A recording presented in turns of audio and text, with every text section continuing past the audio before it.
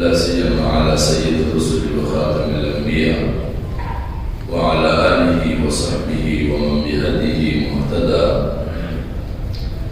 أما بعد فأعوذ بالله من الشيطان الرجيم. بسم الله الرحمن الرحيم. اقرأ باسم ربك الذي خلق خلق الإنسان من علق.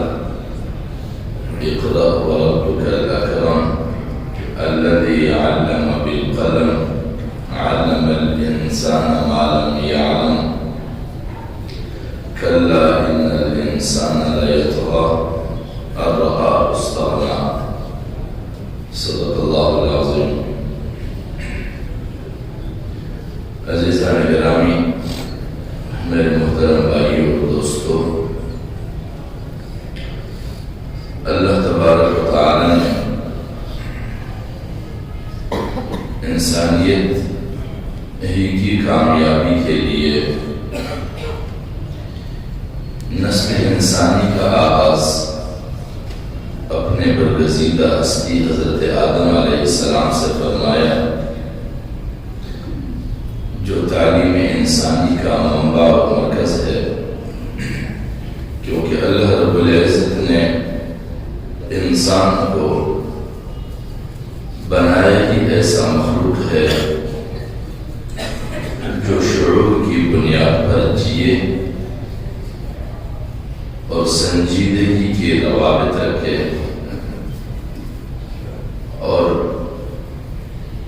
شعور و سنجیدگی کا پیمانہ یہ ہو کہ باہمی انسانیت ایک دوسرے کے لیے معاون اور مددگار ثابت ہوں۔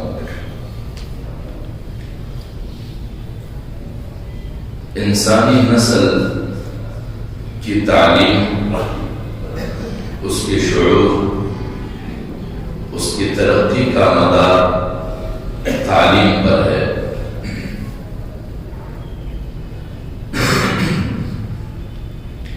اسی لیے اللہ رب العزت نے ہر زمانے میں انسانیت کی کامیابی کے لیے اپنے اپنے ادوار میں مختلف خطوں میں مختلف اقوام کی رہنمائی کے لیے انبیاء کرام کے بعثت کا سلسلہ چلایا رکھا، یہاں تک کہ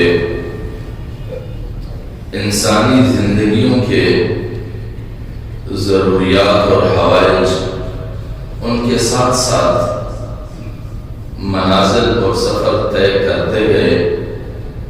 جس طرح انسانیت پر وقت گزرتا گیا، دور بدلتے گئے، انسانی زندگیوں کی ضرورتیں اور ان کی تقاضے بھی ساتھ میں بدلتے گئے، یہاں تک کہ جیسے جیسے انسان کی ضروریات میں اضافہ ہوتا گیا، ان کی علمی ترقیوں میں مزید اضافے ہوتے گئے، ان کے مسائل بدلتے گئے، ساتھ ساتھ اللہ رب العزت ان کے شعور کے پیمان کو بھی معیاری بناتے گئے، یہاں تک کہ حضرت محمد مصطفیٰ صلی اللہ علیہ وسلم کی بعثت ہوئی، اور یہ انسانیت کی ترقی کی وہ انتہائی مخلوق تھی جس کی تا حیات یعنی تا قیامت رہنمائی حضور نبی اکرم صلی اللہ علیہ وسلم کے ذریعے فرمائی گئی۔ زندگی کا کوئی ایسا گوشہ نہیں چھوڑا گیا کہ جس کی رہنمائی نہ کی گئی ہو یا اس کے لیے کوئی رہنما اشارات نہ چھوڑے گئے ہوں۔ اسی لیے حضور نبی اکرم صلی اللہ علیہ وسلم پر جب وحی کی آغاز کی گئی تو وحی کی آغاز بھی ایسے ہی کلمات سے کیا گیا کہ جن کلمات میں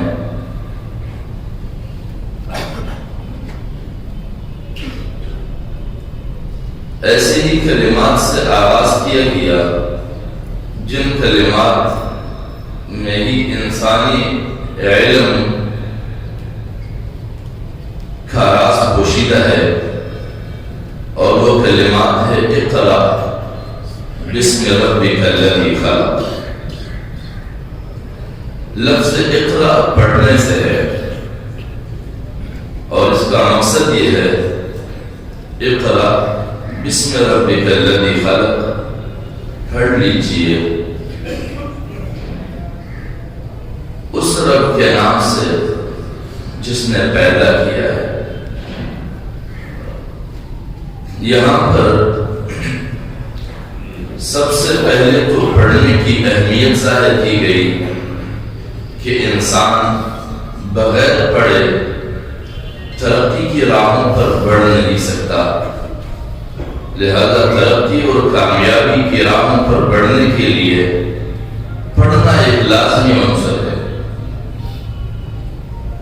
اور پھر انسان چونکہ تمام مخلوقات میں سے ایک معیاری اور شعوری مخلوق ہے، شعور کے معیار کو پہنچنے کے لیے بھی پڑھنا ایک لازمی چیز ہے. اب ہمارے یہاں سوال یہ بھی پیدا ہوگا کہ کئی سارے لوگ ایسے ہیں جنہوں کو آج بھی پڑھنا نہیں آتا، لیکن ان میں شعور بھی ہے، ان میں سنجیدگی بھی ہے. تو اس کا ہم یوں سمجھ سکتے ہیں کہ ان کا واسطہ بھی ایسے لوگوں سے پڑا ہے جو پڑھ بھی سکتے ہیں اور بول بھی سکتے ہیں. تو خود پڑھے لکھے لوگوں کے ساتھ اس کا واسطہ رہے تو وہ سیکھے گا بھی، وہ سمجھے گا بھی، اس میں شعور بھی آئے گی، اس میں سنجیدگی بھی پیدا ہوگی، کیونکہ پڑھنے ہی کے نتائج میں یہ سب وجود میں آتا ہے. اور پھر ساتھ میں پڑھنے کے ساتھ ساتھ یہ احساس بھی پیدا کیا گیا کہ بِاسْمِ رَبِّكَ الَّذِي خَلَقَ، اس رب کے نام سے پڑھ جس نے پیدا کیا. یہاں پر انسانی زندگی میں دو خاص مقاصد واضح کرنے ہیں. وہ مقاصد یہ ہے کہ تخلیق کرنے والی بھی کوئی ذات ہے اور پرورش کرنے والی ذات بھی ہے، اور پرورش وہی ذات کرتی ہے جس نے تخلیق فرمایا ہے. لہذا اس مادی دنیا کے اندر مادیات کے دوڑ میں لگ کر کہیں اپنے خالق اور اپنے رب کو نہ بلا بیٹھو، کیونکہ تعلیم کے دو زاویے ہیں. ایک وہ تعلیم جو رب سے شناسائی کروائے، اور ایک تعلیم کا وہ پہلو جو ترقیاتی دنیا میں آپ کو صلاحیتوں سے ہمکنار کرے. اب صلاحیتوں سے ہمکنار ہو جانا مادیات کی دنیا میں داخل ہونا ہے. مادیات کی دنیا میں داخل ہو کر کہیں اپنے لیے ترقی کے منابع دیکھ کر وہ آپ کی وقتی ترقیاں آپ کو اپنے رب اور اپنے خالق سے غافل نہ کر دے. کیونکہ جن ترقیوں کے منابع پر آپ چل رہے ہیں، آپ کی مادی دنیا میں جن تجربات سے آپ گزر رہے ہیں، وہ ساری تجربات خود اللہ رب العزت کی کرش میں ہیں. آپ نے انہیں یہی دیکھنا ہے ان میں کہ یہ رب کی کون کون سی نشانیاں ہیں جو اللہ رب العزت مجھے ہر مرحلے میں اپنے ہر نئے نئے جانب قدم اٹھانے پر دکھا رہا ہے. یہ رب سے غافل ہونے کے لیے نہیں ہے، بلکہ رب کے پہچان کے ذرائع اور ستون اور اسباب ہے. پچھلے زمانوں میں جب لوگ ایسے دیہاتوں میں یا جنگلوں میں سفر طے کرتے تھے جہاں پر باقاعدہ مستقل راہیں نہیں ہوتی تھی، تو وہاں پر کچھ ماہرین کے توسط سے راستوں پر سفر طے کرتے ہوئے نشانات رکھے جاتے تھے تاکہ واپسی میں ان نشانات پر آ سکے انسان. دنیا میں مادی ترقی کی جتنی بھی ذرائع ہیں یا مادی علوم کے جتنے بھی تجربات ہیں، وہ سارے تجربات اللہ کے جانب رجوع کرنے کی علامتی نشانات ہیں. تو ہمیں یہ بتا رہے ہیں کہ پڑھ لیجئے اس رب کے نام سے جس نے پیدا کیا، یعنی پرورش جو کرنے والی ذات ہے وہی تمہارا خالق ہے. کہیں پرورش کی وقتی عارضی اسباب کو دیکھ کر اپنے خالق سے غافل نہ ہو جانا. خلق الانسان من علق، وہ کون سا خالق جس نے انسان کو لوتھڑے سے پیدا کیا. اور یہاں پر تخلیق انسان کا لوتھڑے کے ساتھ تذکرہ کرنا پڑھنے کے بعد پرورش اور تخلیق کے ساتھ یہ بتانا چاہتے ہیں کہ انسان بنیادی طور پر جو پیدا کیا گیا ہے وہ لوتھڑے سے پیدا کیا گیا ہے. اب لوتھڑے سے پیدا شدہ انسان کی ترقی، اس کی شعور، اس کی سنجیدگی یہ پڑھنے کی جانب محتاج ہے.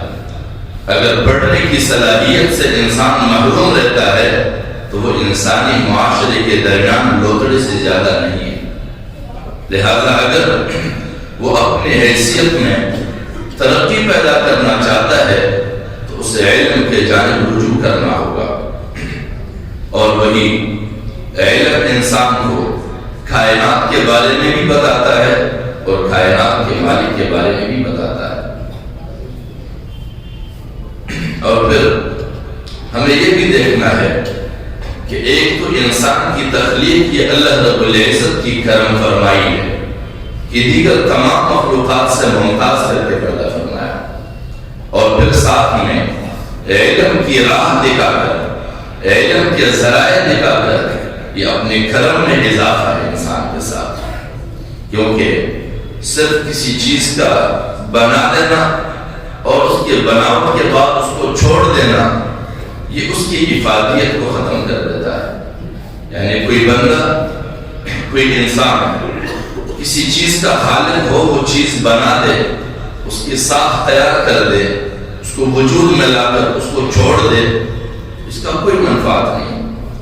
لیکن اگر اس کو کسی کام پہ لگا دے اس کے نتائج سامنے آئیں گے، اس کے فوائد لوگ حاصل کریں گے، تو اس مشین کی ضرورت اور اہمیت محسوس کی جائے گی. انسان کو تخلیق کے بعد اگر تعلیم اور شعور اور سنجیدگی سے اس کو الگ کر دیا جائے تو انسانی تخلیق کا کوئی فائدہ نہیں رہ جاتا.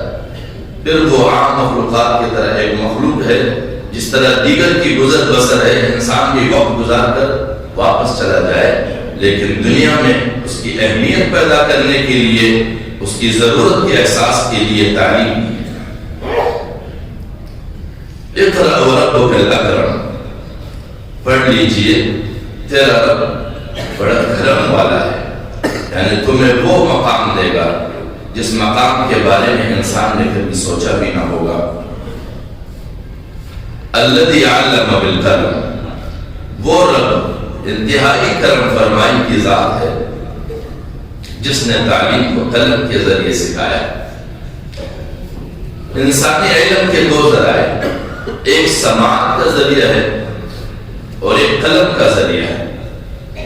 قلم کی اہمیت بتائی گئی کہ قوموں کی تاریخ اور قوم کے علمی تجربات قلم کے ذریعے محفوظ کیے جاتے ہیں.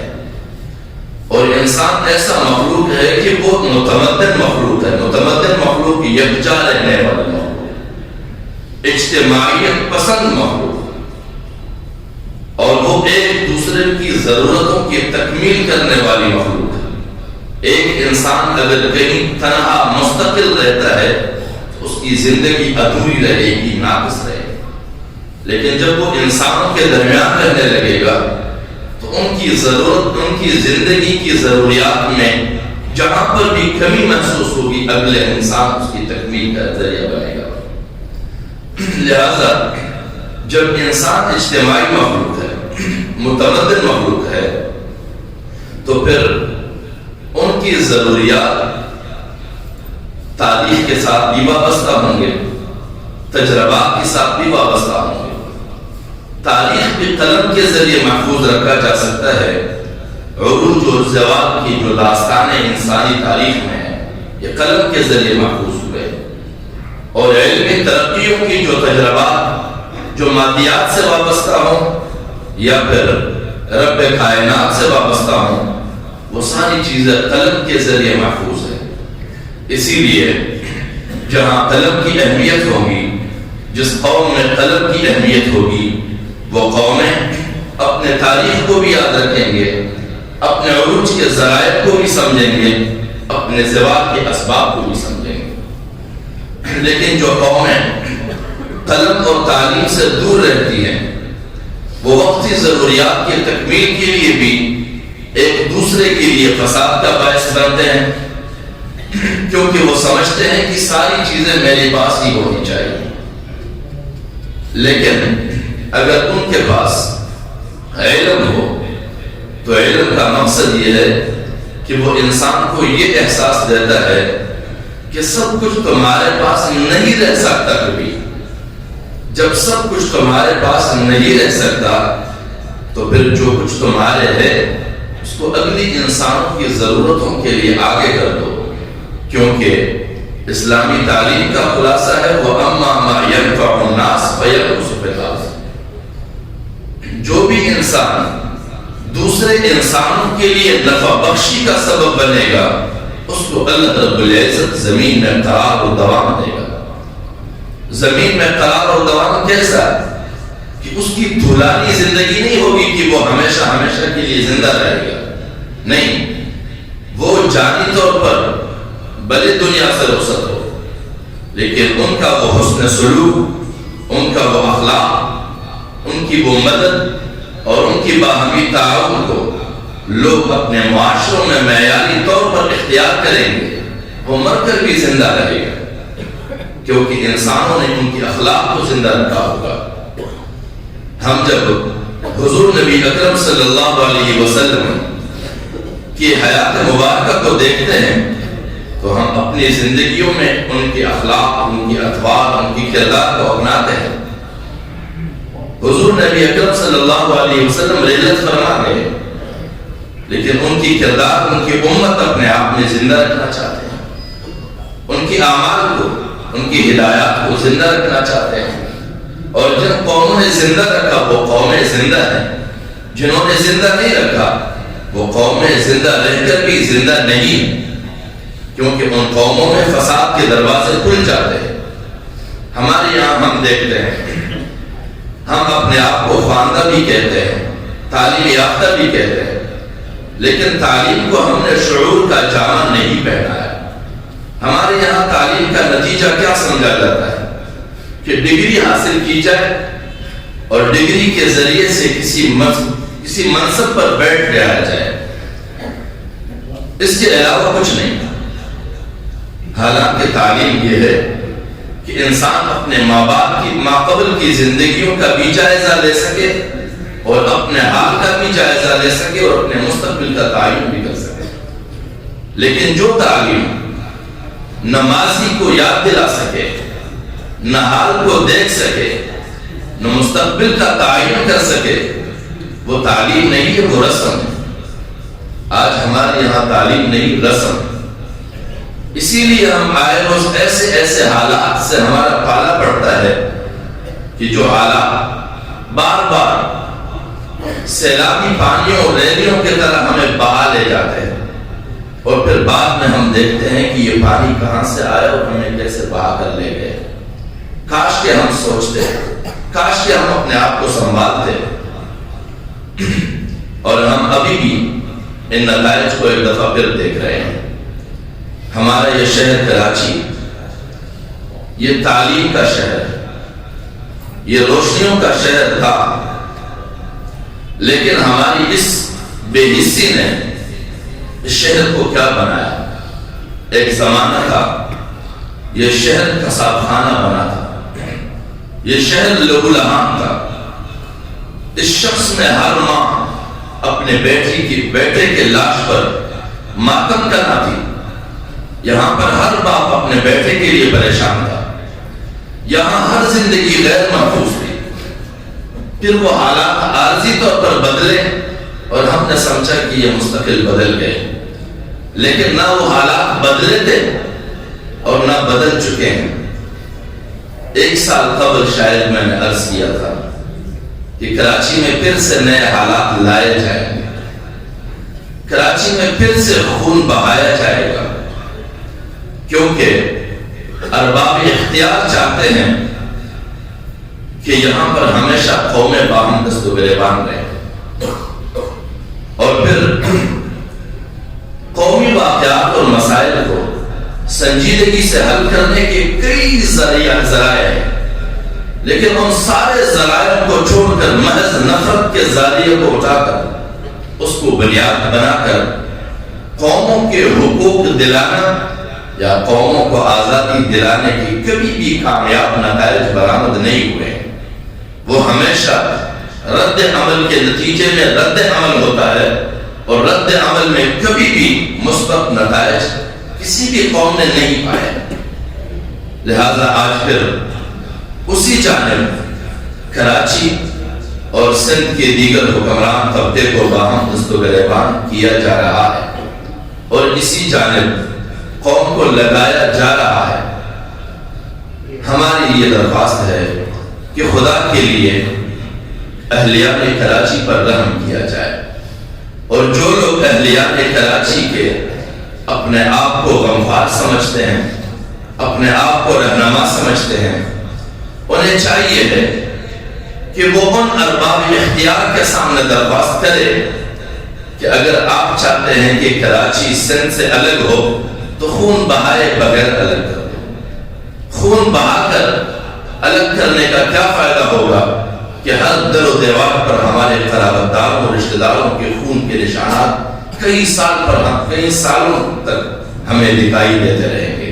لہذا کراچی کو الگ کرنے کے کئی سارے سنجیدہ راہیں ہیں، خون بہا کر، لاشیں بچھا کر، اپنے آپ کے لیے علامتیں بنا کر پھر الگ کرنا، یہ میرے خیال سے انسانیت کی ترقی کے لیے تقسیم کا راستہ نہیں بلکہ انسانیت کی گشتخون کے لیے علیحدگی کا راستہ ہوگا۔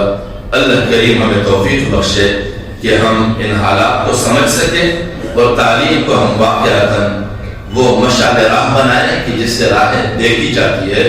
تعلیم کو ہم صرف دیواروں پر ٹانگنے اور منصبوں کے حصول کے لیے استعمال نہ کریں، ہم اپنے آپ کو ایک باشعور اور سنجیدہ قوم بنا سکیں۔ وآخر دعوانا